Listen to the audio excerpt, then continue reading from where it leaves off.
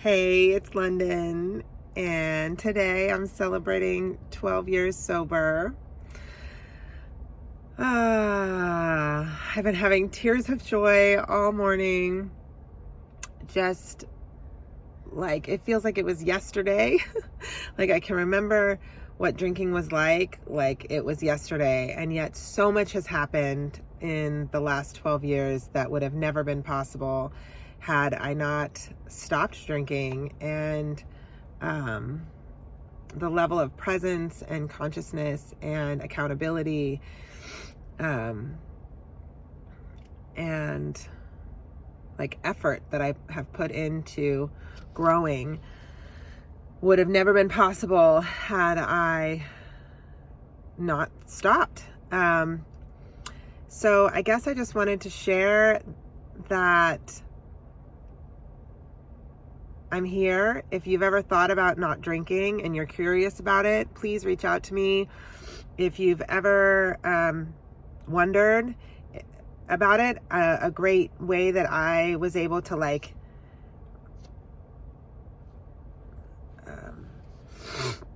concede to my innermost self that I needed to do it was that I wasn't able to control and enjoy my drinking. I could do one or the other, but I couldn't do both at the same time.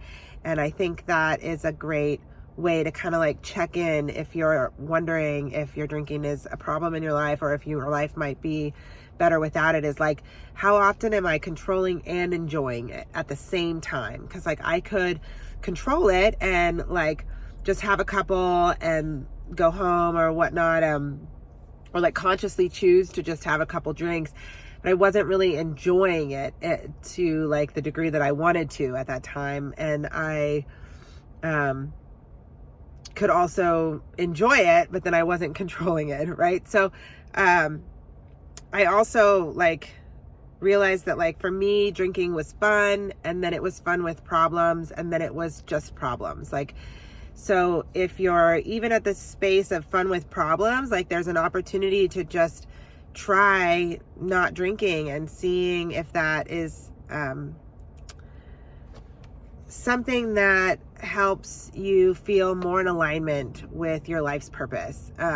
It also is kind of when I first stopped, it was I had been throwing my leftovers and my trash kind of over the shoulder while I'm driving along in, the metaphor of my life, just throwing wreckage and things and pretending stuff didn't happen, or shame about things that did happen, and just was throwing it back there and not really looking at it. And then when I got sober, it was slamming on the brakes, and all of it came forward from the back seat and the back of the car, all over me. And then it was about cleaning that up and unpacking that and learning how to live without that thing that I had been going to for comfort and ease and support and whatever for so long. And so it does take time. If you have tried not drinking for 30 days and you were miserable, I would love to inspire you to give it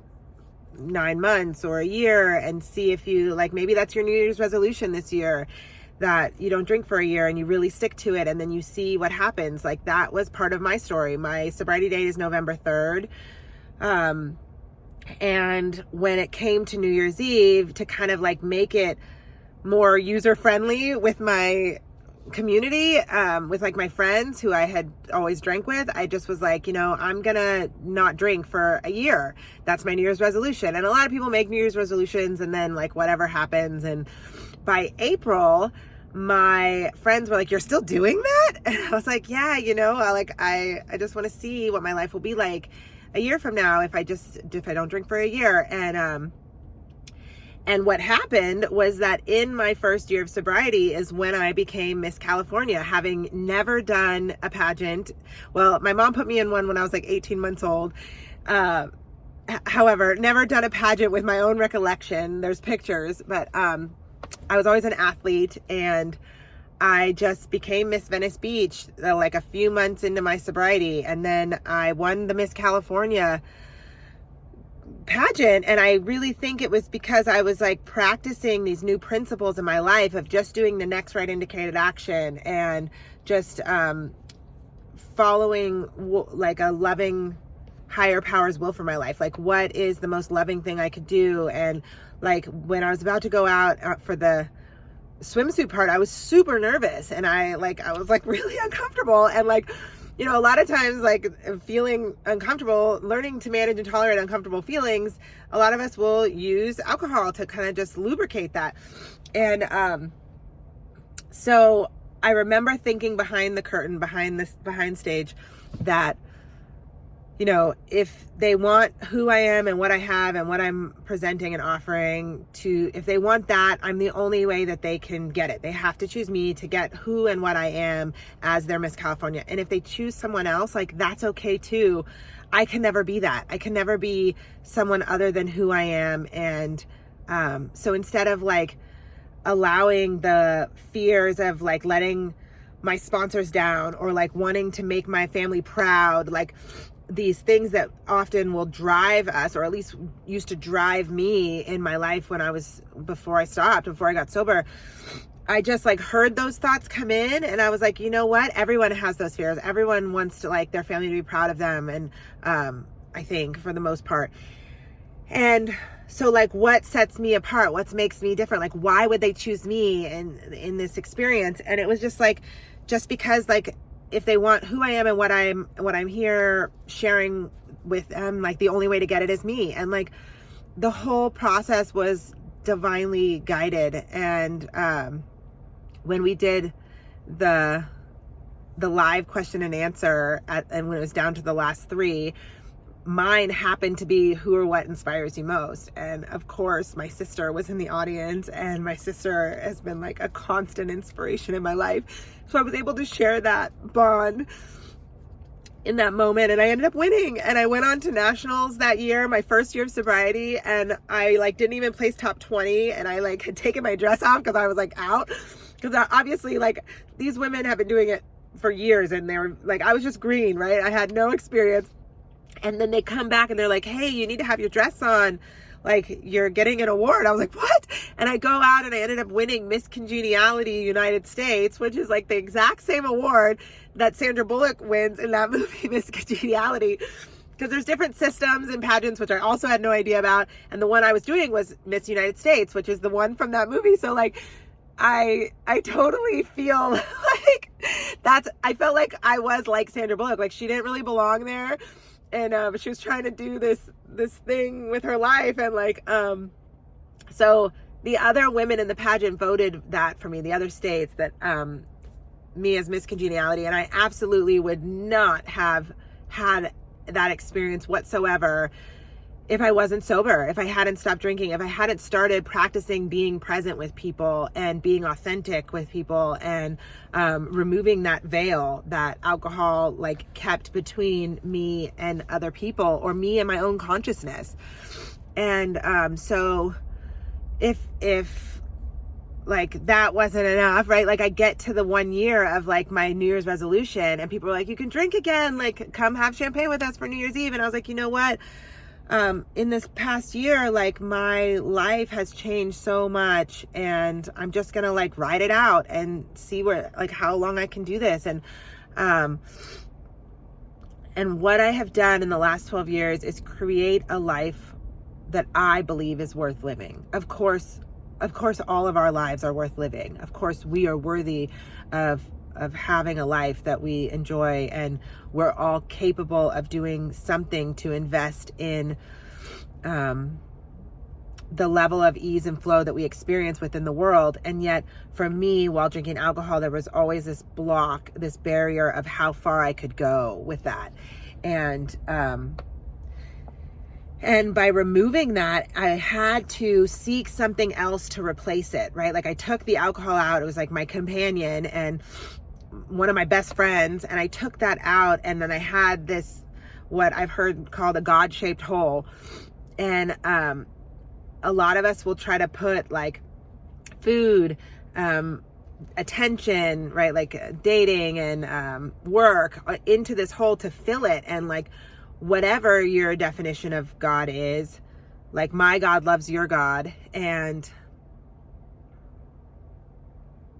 my God is loving, and to practice stuffing that hole with love for myself, and love in the form of gratitude for the life that I have, for like the ability to have legs that walk, and air to breathe, and eyes to see.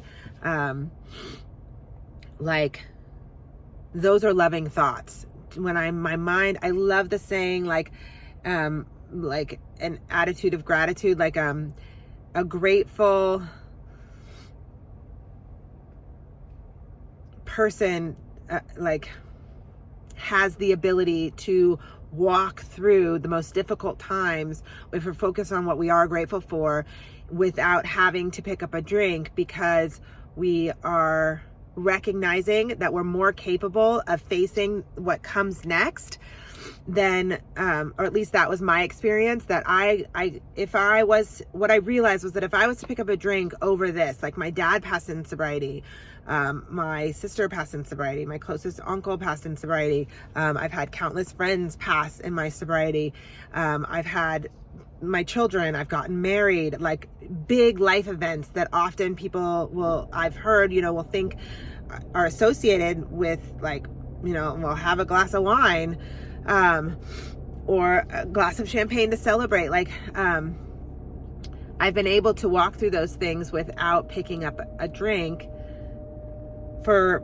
every day for 12 years in a row, which is like mind boggling. And I love this quote that I had heard from Warren Buffett that is like, when you recognize the shade that you have today, this is not the exact way that he says it, I'm not verbatim, but the essence is that, like, when you see like that you have shade today, like it's important to acknowledge the people that came before you that planted those trees, that somebody had to have planted a tree for you to have shade today. And that's what I feel like I would like to be now for anybody who is curious about sobriety, or wanting to be sober, or just getting going on being sober, that I could be the shade for you to sit in under, like show you what's possible, that it is possible. And I'm so grateful for the people that came before me that showed me what was possible, that, without a fellowship of other people who were also not drinking, I think it would have been impossible for me. So if you are considering being sober, to get in the center of a pack of other people, at least surround yourself, be a link in the chain, surround yourself with somebody that's got like more sober time than you, and like somebody who's got less, so that you can give it away, so that you can get it from somebody who has more time, and you can give it away to somebody who is like, you can give the shade away to somebody who is now just coming out of the sun, or like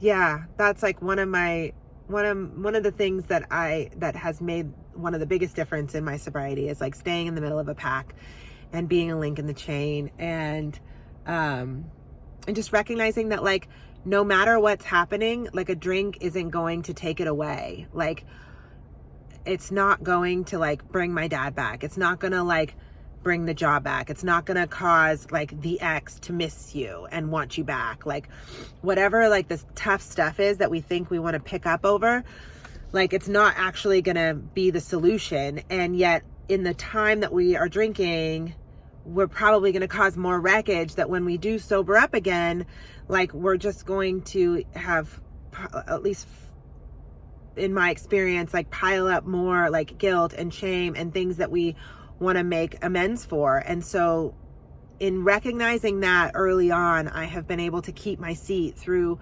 really, really tough life stuff. Because I just know that, like, as long as I'm sober, I have the power of choice. I can make my own choices today. And when I was drinking, the alcohol affected my ability to consciously make healthy choices for myself. And as long as I have the power of choice, that no matter how difficult something is right now, I can make choices to seek solutions and to find resolution and to create it to be different. Yeah, I got a card today. I got cards this morning. I've gotten cards from my kids and my husband and my sponsor, who I got to share the morning with, and our 10-year-old wrote in there how thankful she is that she has sober parents. And like,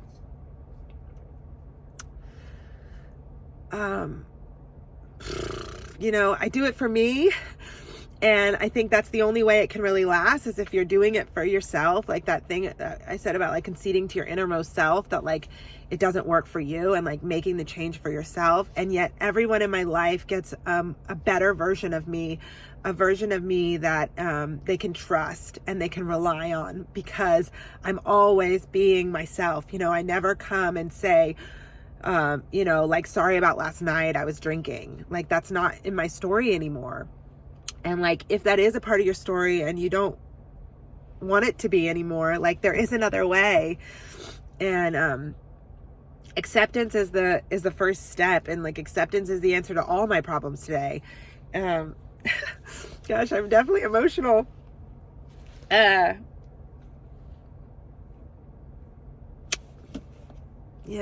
I wanted to express gratitude for those who came before me, provided the shade for me to come and rest under and regroup from the burning sun. You know, it's like if drinking was like me in the desert with no water and no shade, and just like, you know, withering away in my,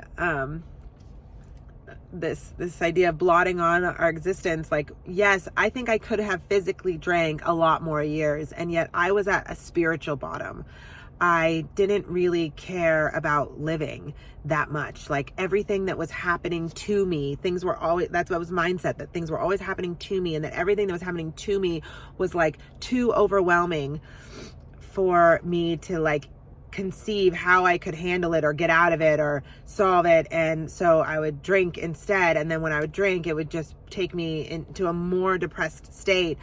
Even if it was like the temporary elevation of the high of drinking initially, when I would be sobering up, it was like, you know, I really like, life is just too hard and I don't even really want to live. And like, that was like what my bottom looked like. It was a spiritual bottom. And yes, I had physical symptoms, like I would get really bad hangovers and things like that. But like, I guess also that's part of like the message I'd like to share, is that like, you can get sober from having a spiritual bottom. It doesn't have to be a physical bottom where you're in the hospital, or a financial bottom where you've like gone bankrupt or lost everything, or even like a relational bottom where like you don't have to have like your family leave or fall apart, or like be homeless, or like, it doesn't have to, everything on the outside can still look okay, and you could still be at a place where the bottom has risen to a spiritual bottom being enough to try something different, to get different results, and to meet yourself at in a healthier way. Like, I truly met myself through sobriety. I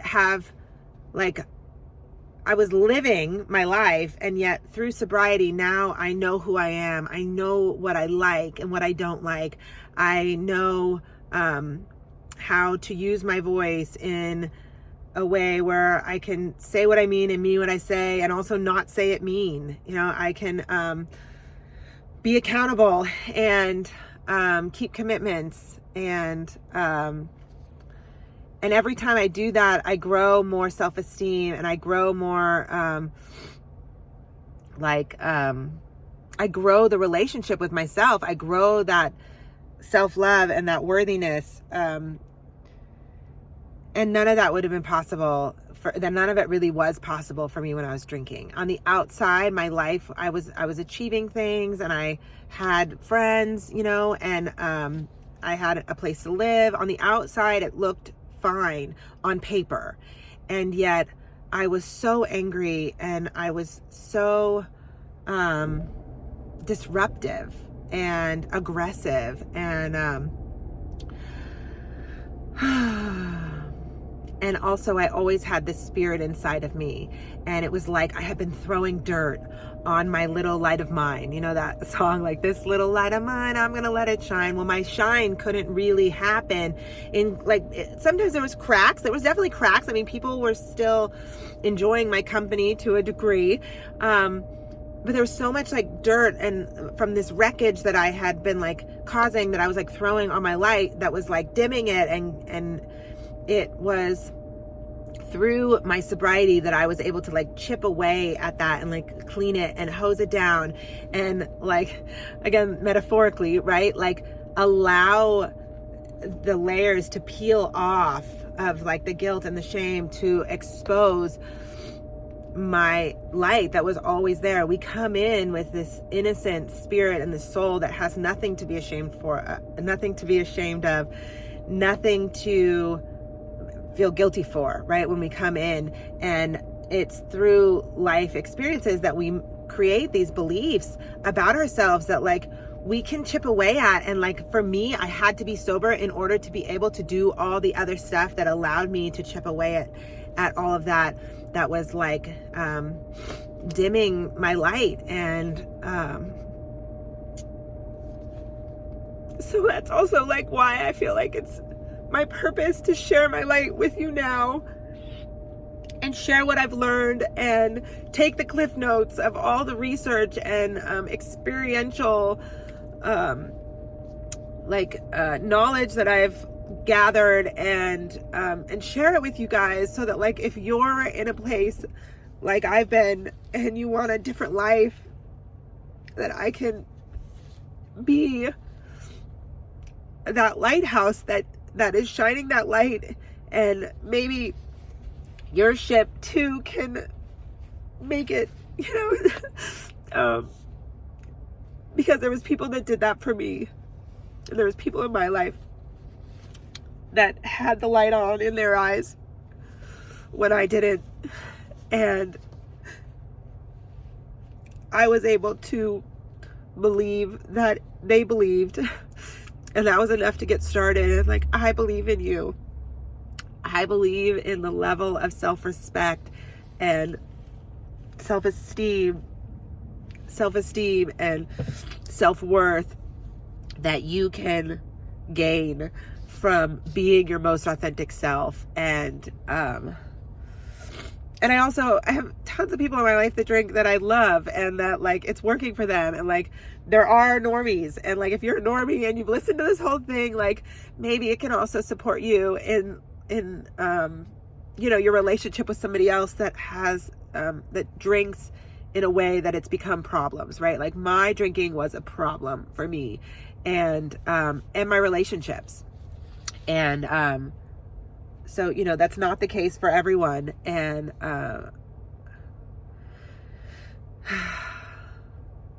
and if it is the case for you, there is so much hope that is available in I had to do it for myself. I had to take those actions to change my life. I couldn't wait around for somebody else to do it for me, to save me, to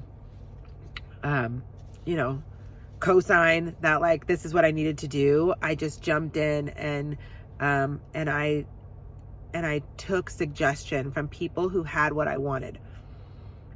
Anybody can take that suggestion. Find people that have what you want, find out what they've done to get it, and then do what they did, and you can have your version of what they have. That is what I've done in order to stay sober for 12 years, is take suggestion from people that have what I want, and follow through with the actions that they suggest that I take. And I've been able to give that away to other women, and watched other women get a life that they really feel fulfilled in living, and find a level of self-love that they also always seem to have just out of reach, or like, that's for them, like, of course they can love themselves because they have and maybe that's what people even thought that I had before I got sober. And I'm here to say that I didn't. You know, I was always trying to prove that I was worth loving, and I never felt enough. And no matter how much I did, I also always felt unappreciated on some level, because like I wasn't appreciating myself. And I always had fear of abandonment because I was constantly self-abandoning. And so the relationship with myself is something that's priceless. It's not really tangible, and it is the key ingredient to living this kind of lifestyle. And I just had so much on my heart that I wanted to just express today on my birthday. We call it a sober birthday, and what I learned was that it's because you have a rebirth when you get sober, when you stop drinking or using like mind-altering substances. There's a rebirth that happens, and so to me, this birthday is like, of course, it wouldn't have been possible if I hadn't had my natal birthday, my belly button birthday. This birthday is even like equivalent to that other birthday for me, because I also, everything good in my life today is a result of my sobriety. And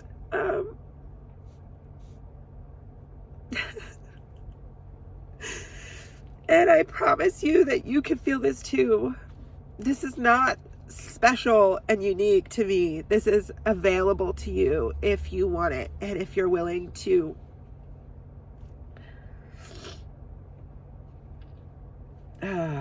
take suggestion. And yeah,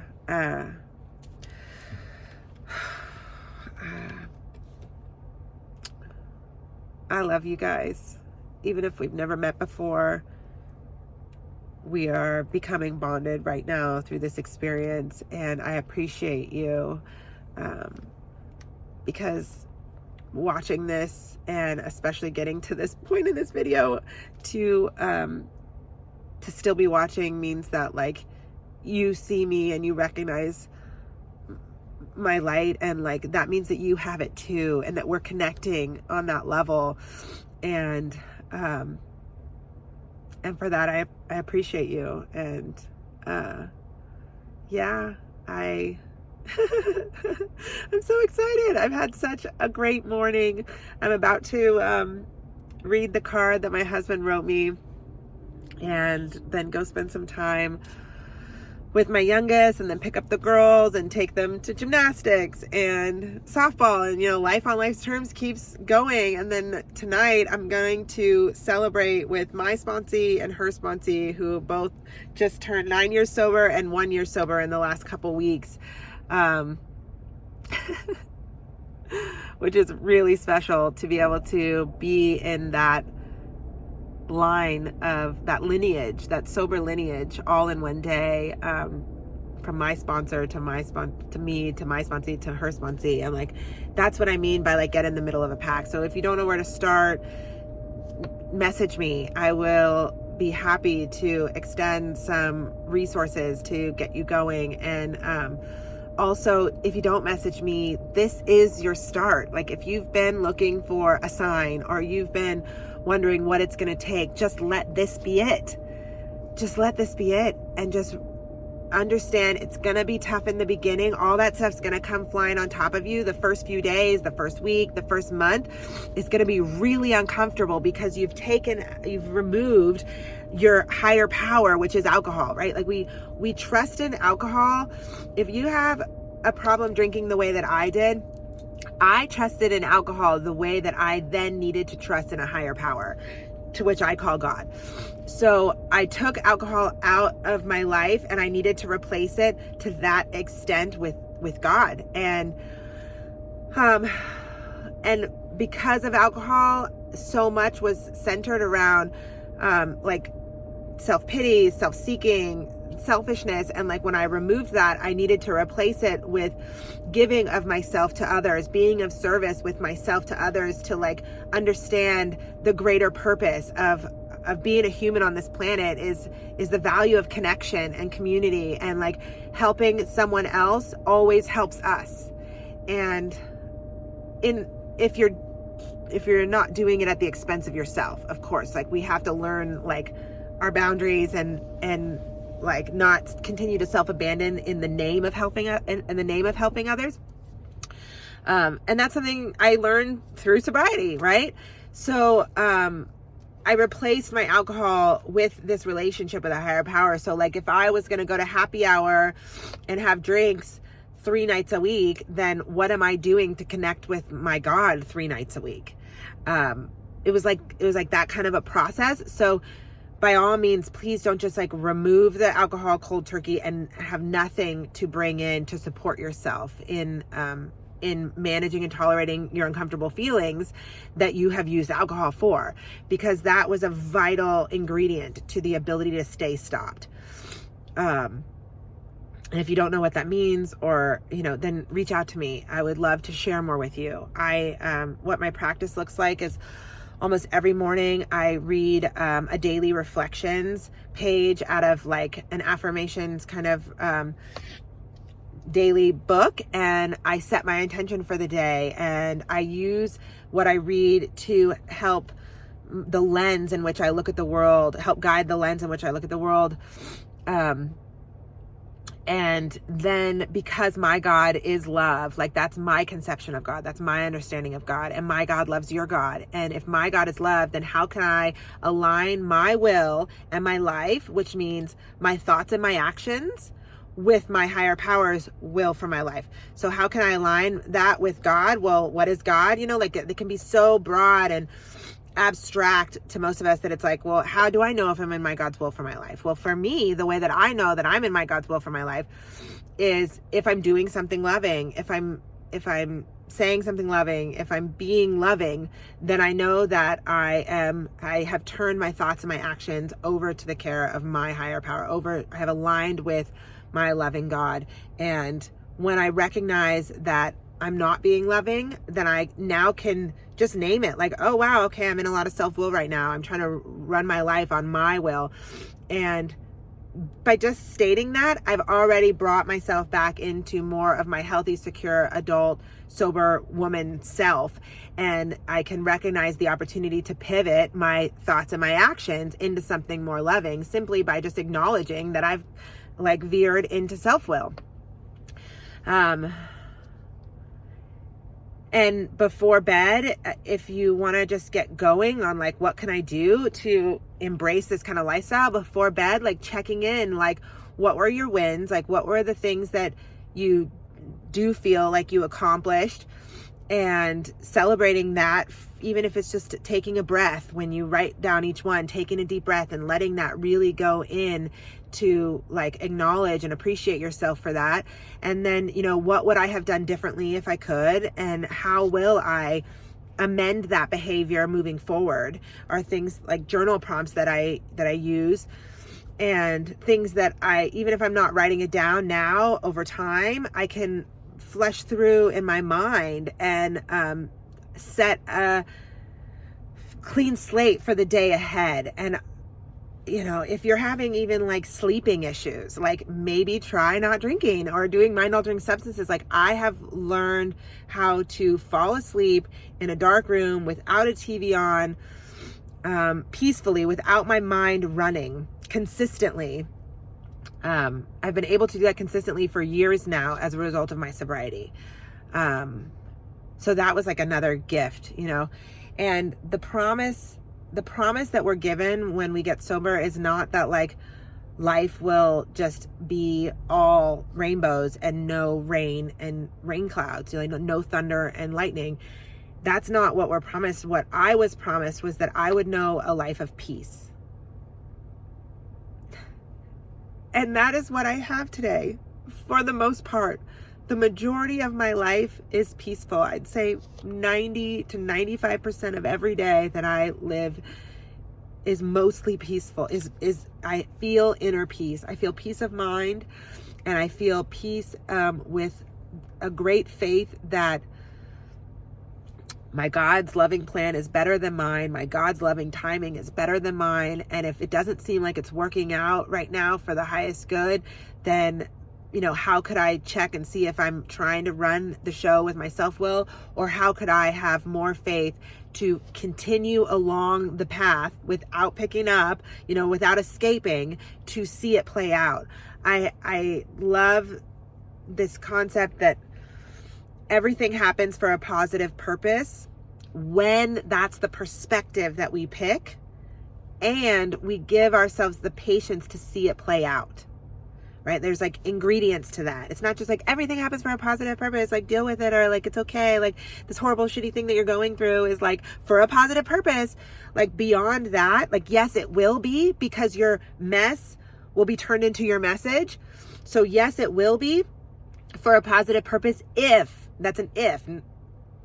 that is the perspective that we pick. If that's the perspective that I pick, that somehow this really awful thing that's happening right now is going to be for a positive purpose in the big picture. If that's the perspective that I pick, and then I have patience to see it play out, and I stay the course of doing the next right indicated action and being of service and investing and loving myself and not picking up, right?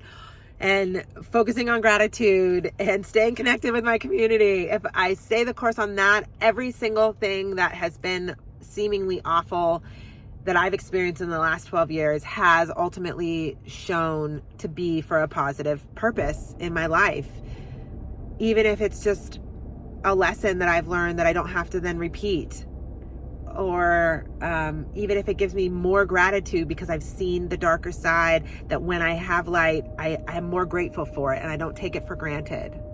Even if that's the positive purpose.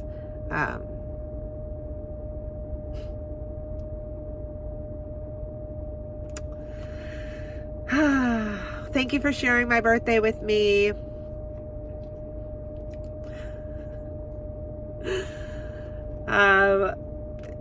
Be the lighthouse, or let me be your lighthouse, where, the lighthouse doesn't leave the foundation. The lighthouse stays planted on the solid ground, the foundation that has been built there, and the lighthouse shines the light so that the ships can find their way in to the harbor. And the lighthouse never goes out to sea to try to save any one ship, no matter how much they love them, because there's an awareness that if it did, the light would not be there for all the rest of the ships, and that the value of the ship and the person who is sailing their ship or manning their ship, womaning their ship, personing their ship, the value that each of us receives in following the light and getting there on our own efforts and our own investments in the process, instead of having someone come out and pick up our ship and bring it in. The value that is created in that process, the value that I created for my sobriety in how much effort it took me to keep my seat, now has me not willing to risk it for anything. Like there's nothing that I'm willing to even try to see if I could drink some wine with my girlfriends at dinner again, like, because what it could cost me is just not worth the risk. And I don't think that level of value can really be embraced unless we ourselves are the ones taking the effort to to get our ship to the light. And then once you reach it, like, be a lighthouse. That's been my motto, and it's been highly effective for me to feel like I'm living my life's purpose, and that I have a life that I want to live today, which is like the greatest promise that I could have gotten out of all of this. And there are people who get sober and who are not happy. And it's like, I didn't get sober to not be happy. I didn't give up my old definition of fun and relief to continue being sick and suffering. I was sick and tired of being sick and tired, to the point of desperateness that I had enough willingness to surrender, to join the winning team of other people who had stopped drinking and see how they did it and try it out. And in the process, I realized a couple years in, it took me a couple years to like really get clarity that I am not going to stay sober and be unhappy. I'm going to take my mindset, my pair of glasses that I look at the world through, I'm going to take responsibility for that. And I'm going to observe my thoughts, redirect my thoughts, invest in people, places, and things that inspire healthy thoughts around me. And I'm going to co-create my destiny with this loving power of the universe that I trust is guiding me, and my God-tourage, my spirit guides, and the loved ones who have passed, whose energy has transferred out of a body, and whose love has never left me. Like, I live in honor of my friends who have died.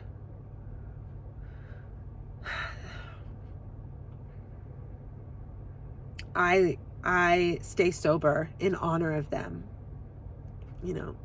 I try to live my best life today in honor of them. And yeah, and gosh, life on life's terms absolutely does happen still. I have, I'll go on a trip, I'll have an amazing trip, and then the kids have fevers when I get home. It's just like the dichotomy of life is the definition of my sobriety. My dad passed suddenly on our honeymoon right after my wedding. And so like the greatest day of my life essentially, and like one of the most painful days of my life, were back to back. And it's been like that consistently. I won the Supermom contest, and then my closest uncle passed away right after. And in both those scenarios, in the grief, I was able to come to levels of gratitude that my uncle was able to witness me win that, and my dad was able to walk me down the aisle, and like the gratitude that I have for that, because there's a lot of women and young ladies who don't have a father to walk them down the aisle, so like I'm over here and I could be in self-pity, like my dad's gone and he doesn't get to meet my other children or like be a part of my life all these last 7 years. However, I could also pivot my mindset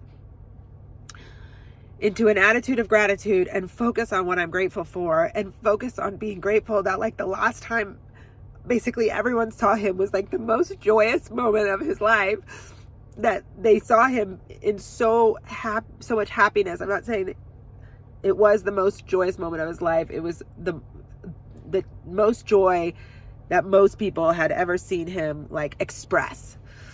Was like the last time they saw him. Like what a better way to leave this planet, right? So yeah, I rarely share my struggles here socially, and because I like to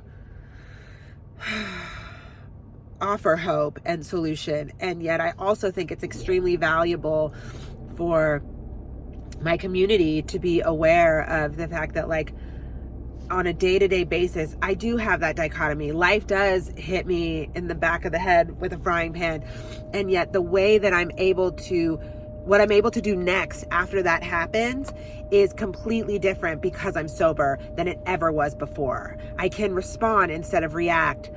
I can pause, and I can have patience, and I can breathe through it, and I can stay in the day that I'm in and not catastrophize about the future and not obsess about the past into depression. I can do these things because I'm sober, and because sobriety has given me the power of choice. And with the power of choice, I have chosen to be an observer of my thoughts instead of a slave to my thoughts, instead of a prisoner of my thoughts. Because when I was promised peace, what I discovered was like heaven and hell are on earth, and it's about our mindset. It's about our perspective that we pick. if we experience the world happening to us and we're living in a world that feels like hell, we are the only ones who can change that. Not all the other people that we think need to be different or do different or say different in order for us to feel okay. That's totally a false security and unrealistic expectation of the world. It's us who need to change our perception of the reality, our perspective that we're picking, that we choose.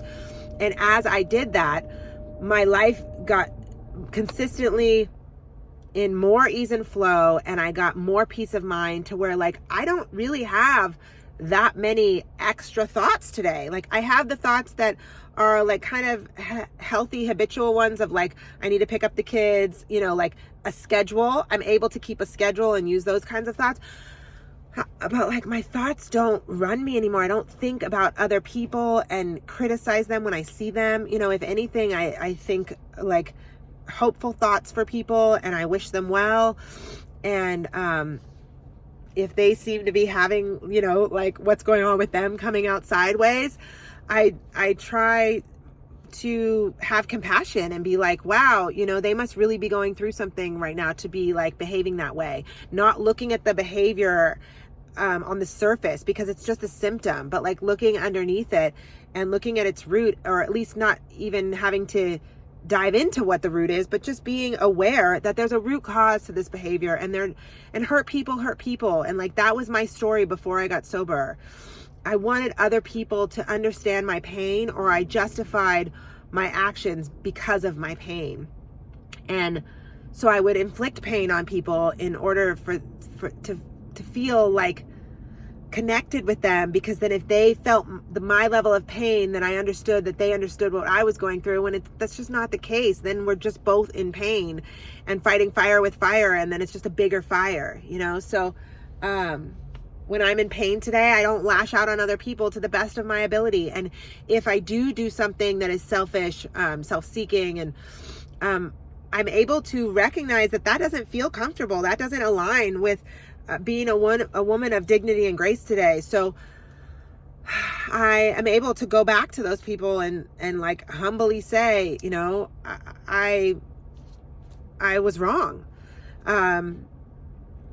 That is a result of my sobriety. Yeah, I am so thrilled to be sober. I am grateful for every single thing that had to happen in my life in order to bring me to the place that I'm at today. And when people are like, you know, I'm grateful to be sober, it's like, I hear a lot of people like will groan or be like, you know, like good for her. Like, this is so annoying to like hear somebody talk about sobriety like that when I'm really struggling with even wanting it or how to do it or like considering it. And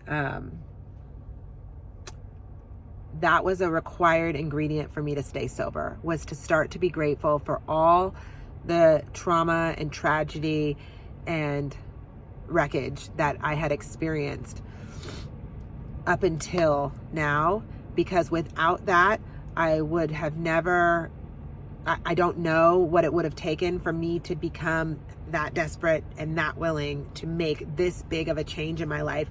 And as a result of that, I have had equally like the pendulum swing to like a joyous, peaceful life that still has its stuff, but it's the way that I process the stuff that could otherwise be traumatic or triggering or disruptive. It's the way that I process it now that has been reorganized in my neural pathways from practicing it consistently over a long period of 12 years. And it's possible. Like, any pathway of thoughts that you catch yourself going down and are able to recognize that that's not serving you, without drinking, I have found that I have the highest capability of redirecting and redefining new neural pathways in my mind and catching those thoughts at the first, second, third thought instead of going all the way down the spiral and feeling the depth of painful emotions that those kinds of excessive, obsessive thoughts can take us to. So,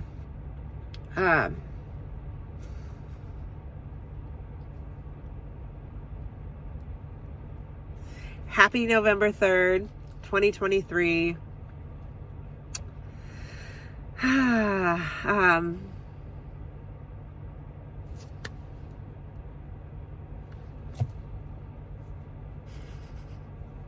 I'm going to go celebrate, and I'd love to hear from you about this. So I love you. Thanks for being here. Enjoy your weekend.